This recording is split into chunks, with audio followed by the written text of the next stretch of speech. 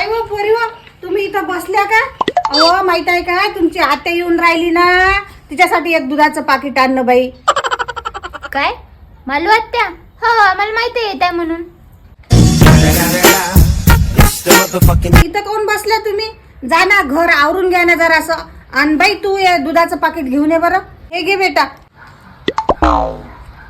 दे मी आणून देते. राहू दे, बस तू इथं. मालू आत्या आल्यावर मीच आणून देईन. आम्ही दोघी पण जातो ना आजी. दे ना आजी पैसे. नाही आणा लागत दुधाचं पॅकेट. हे आई ना 10 वेळा दुधाचा चहा करू करू पेते. ते मालू आत्या आल्यावर तिला दूधच नाही राहील. मग काळा चहा पाचशीन काय दिले? राहू दे, ते आल्यावर मीच आणून देईन दूध. म्हणजे मी त्या आत्याला काय काळात चहा पाजते काय हो? तसं नाही आई, तू आत्याची काळजी घेते माहित आहे.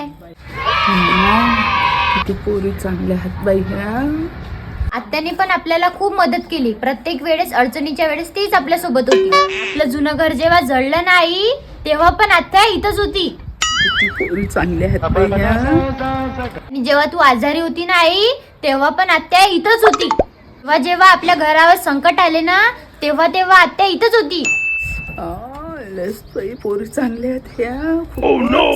अहो, आई ते आली ना तर काही ना काही संकट घेऊनच येते. आता कोणतं संकट घेऊन येत आहे माहित नाही. ते तर आई एक पनोतीच आहे, पनोती. हे घे दूध घेऊन ये. नाही जात आता. काय